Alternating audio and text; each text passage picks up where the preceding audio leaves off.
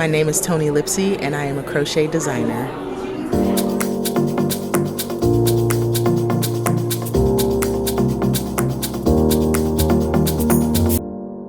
I crocheted a little bit kind of throughout grade school up through high school, kind of stepped back on it in college, college. So college happened. And then after college, I got married and moved here to Columbus. I'm originally from the Detroit area. Okay. Moved here, and there was a period of time when I wasn't working. And I am not one to sit still for very long. I never have been. I've always had a job. I've always had extracurriculars. Always had something going on. So for about 6 months, I wasn't working. Probably about 3 months in, I'm like, I can't do this. So I started making bracelets.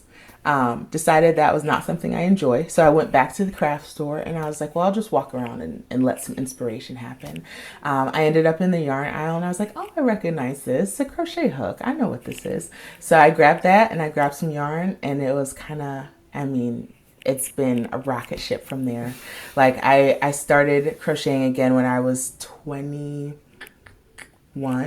and I just turned 30, and I haven't stopped.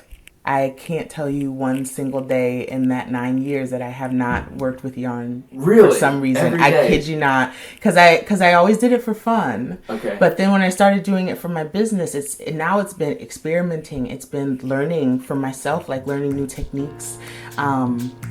And it's been teaching, it's been designing, and when it comes to designing, you're working with the yarn constantly, and you're pulling projects out, you're putting them back together. So it's always something for a different end, but always something. Very cool. Yeah, Very cool. Never stop, and I still love it so much. Like it's still my absolute favorite hobby. Like I don't imagine that this will ever become something that I get bored of, because there's always something more to learn. There's a new stitch, there's a new pattern, a new design. There's always something else to do with it.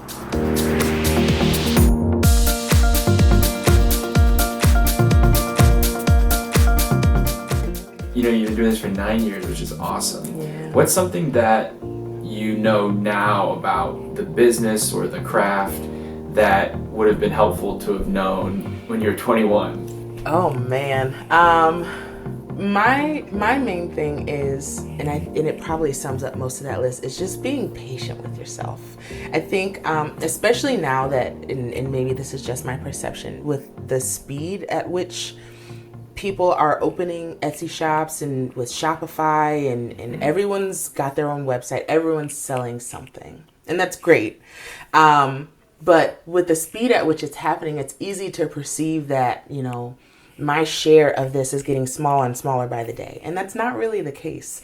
Look at somebody like me. Like I had to create a budget for Etsy for myself every month because I buy stuff so often. Like your target market is not going away. They will always want something from you. So like take the time to understand your business, understand your customer, understand what you will and won't do, what you will and won't bend on, because people will ask you for the moon, and if you give it to them, they'll run right over you, and you'll look up 6 months from now and be like, this wasn't my business. This wasn't what I set out to do. Figure out exactly what you want your business to look like, even if that takes you years. Like I learned these things the hard way, but now that I finally have them, like I know who I am as a business owner.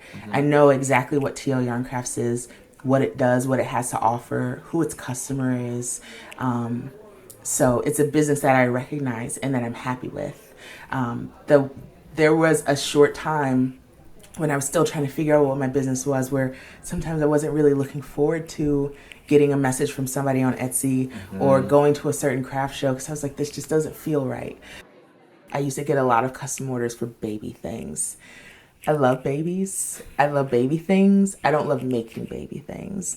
And for probably a good 6 months every time I got the request, I would make them. Yeah. And every time I made them, I was like, this is not really what I want to do. Yeah. So after a while, I was like, I don't do this anymore. And, I don't get questions about it anymore. Yeah. Because it's just, people look at my shop, they look at what has sold in my shop, and it's not baby things. Right. That's not what I'm known for anymore. And that's exactly how I like it. That's great. Why don't you like making baby stuff? It's just not my aesthetic. It's just not It's just not what I like spending my time on. Yeah. I don't know. Like the when baby doesn't care what it's yeah, wearing. exactly. The baby doesn't care. And when it comes down to it, I mean, every time a baby's born, like 15 crocheters come out of the woodworks and everybody wants to make you a baby blanket. Yeah. The baby will get his blanket. It just won't be for me. Like, that's okay.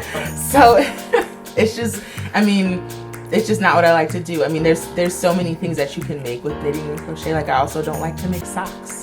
I just don't like making two of things. Once I make the one, I like to be finished. That's interesting. So I don't like making socks. I don't like making mittens. It's just not what I like to do. So I just don't do it. I just don't do it. I don't love it. So Very good. yeah.